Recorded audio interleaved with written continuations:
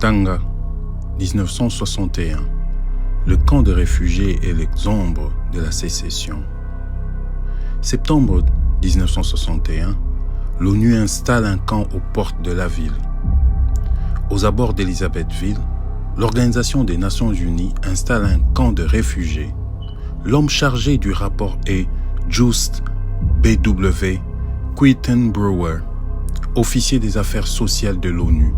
Ce camp que la population surnomme la foire de l'ONU devient le théâtre d'une crise politique et tribale née bien avant l'indépendance. Tout commence par une révolte à la prison de Cassapa. Des détenus blessant leurs gardiens fuient dans la brousse. Ils trouvent refuge dans le camp de l'ONU. Mais lorsque les autorités katangaises exigent leur restitution, l'ONU refuse, les qualifiant de prisonniers politiques. Ces refus, fin août 1961, est la cause directe de la naissance du camp. Le Katanga est une mosaïque tribale. Les Baluba du Nord, les Lunda, les Bayeke, tous portent de loyauté ancestrale.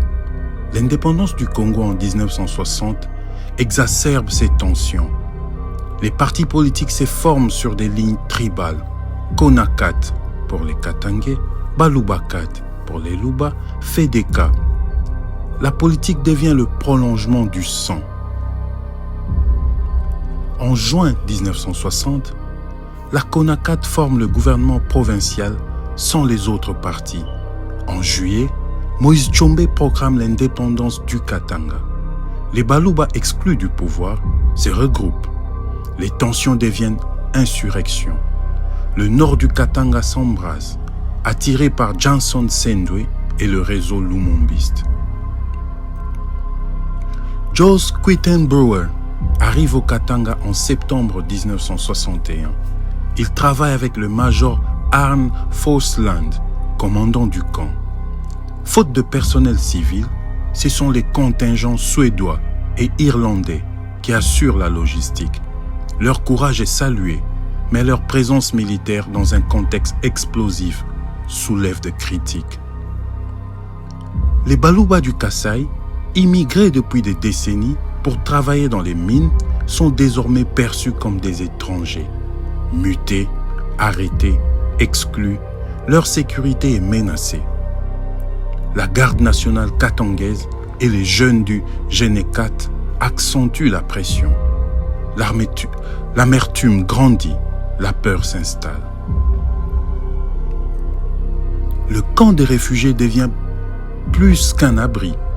Il est le miroir des fractures du Congo post-indépendance.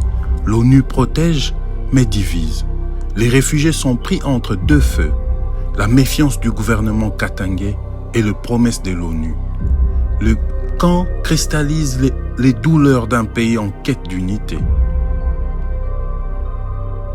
Le 20 février 1962, Joyce Quittenbrower rédige son rapport. Il tente d'être objectif, mais les faits sont complexes.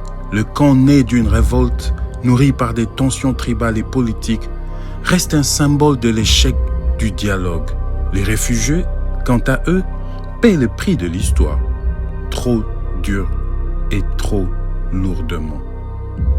Dans cet épisode, nous explorons une phase de la pré-indépendance de la RDC qui consiste à refouiller les pages historiques pour voir ce qui a précédé la période de la sécession katangaise, le rapport de force intercommunautaire entre les Baluba, les Katangais, dans le sol katangais, qu'est-ce qui s'en est suivi et quelles en sont les conséquences jusqu'à présent. D'emblée, vous pouvez remarquer que le modèle sociopolitique des années 60 a perduré en RDC. Les partis politiques sont d'abord de regroupement tribal.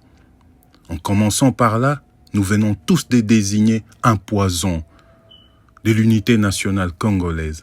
Un poison qui retarde encore le lancement réel du développement socio-économique de la RDC. Quand on est élu, quand on vote, quand on choisit son leader, non pas par rapport à ses idées, mais par rapport à son affiliation ethnique ou tribal. C'est là où la RDC se retrouve encore aujourd'hui, bien d'années, malheureusement, après 1961 et les événements de la sécession katongaise. N'oubliez pas de nous suivre. Restez connectés pour la suite de ce récit, consacré cette fois-ci. Une fois de plus, nous revenons sur la sécession katongaise. Allez, portez-vous bien. C'était Christian Nyamabo.